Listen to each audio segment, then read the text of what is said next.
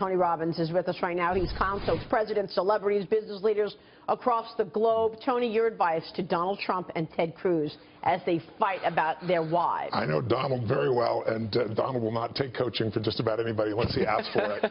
And even then, it's there. I gave him his first big speech. He thought it was 200 people, and it's 10,000 people, and he couldn't believe it. So now he's addicted to that. I think it's what we talked about earlier. What you can get in business. You know, in the beginning, what makes you successful is you don't listen to anybody. If you listen to anybody, you won't start your business. Later on, not listening to anybody is what undoes most businesses. 96% of businesses fail in a 10-year period. Only 4% make it. Because they get too comfortable. They get too comfortable and they get overconfident. And I think Donald is an extremely confident man. And we've already seen what he's done. People took for granted, didn't think he'd be where he is. But I think you've really got to look what's going to happen later on. I think the coaching for Hillary is really easy. Tear up the script. Right? Actually, authentically, in a human way, communicate. What is it you believe in? What do you stand for? Why were you the better person to do it? Don't write the script. Literally deliver it. She has the capacity. If you're with her one-on-one, she's actually really great. She gets in this environment. She tightens up, and it becomes this projected, controlled environment. And people are looking for something authentic.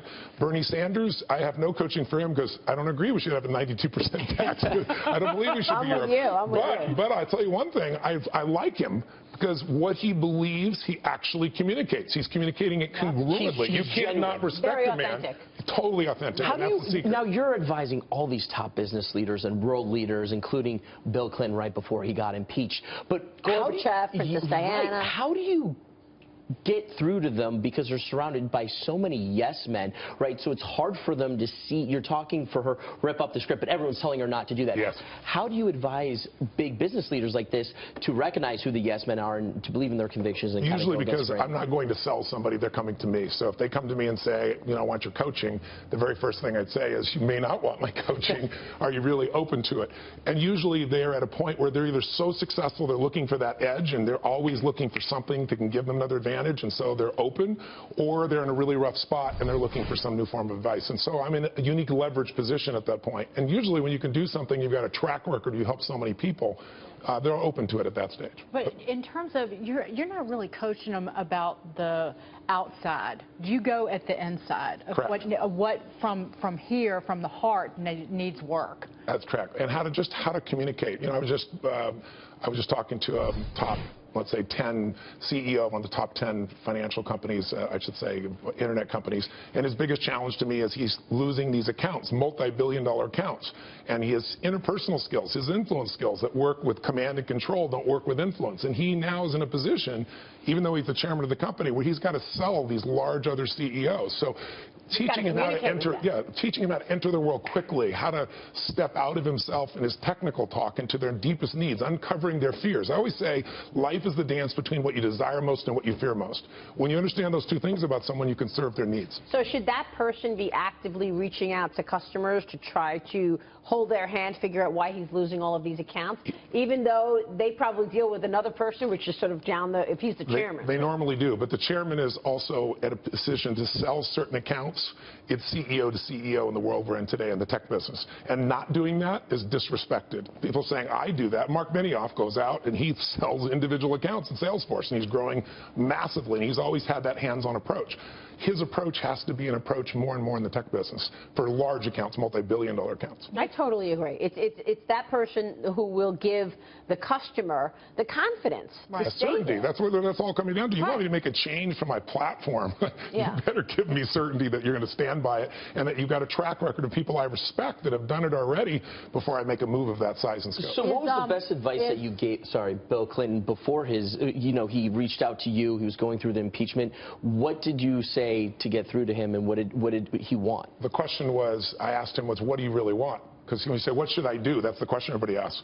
What do you want? Do you want to be remembered in the history books? Do you want to have parents be able to respect you? Do you want to just stay in office? I said, if you do nothing, you're going to stay in office. Easy for me to say, but they're not going to impeach you. Right. You just don't have the votes.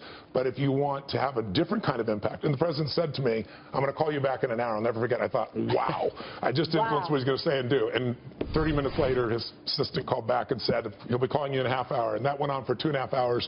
And the next day, he came out with a group of to people and did the approach he did, which was not quite as thoroughly accurate, as we all know, as what actually happened later on. Of course, the headline there is you haven't aged a day since that Clinton was taken, and you.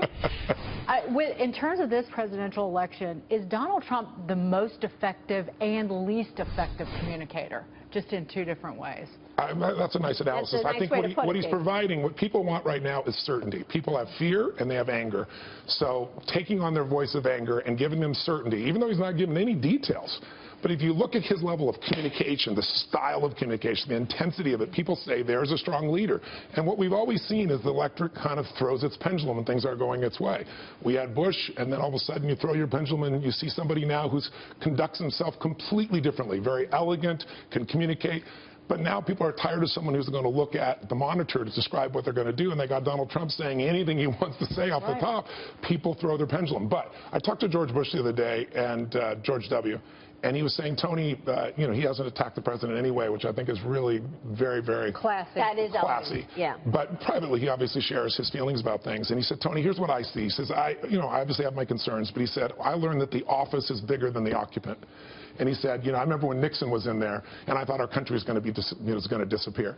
The office is bigger than the occupant. So I don't have worries long term whatsoever. We're going to make our decisions, rightly or wrongly. We're going to learn from them, and then we're going to balance again. I want to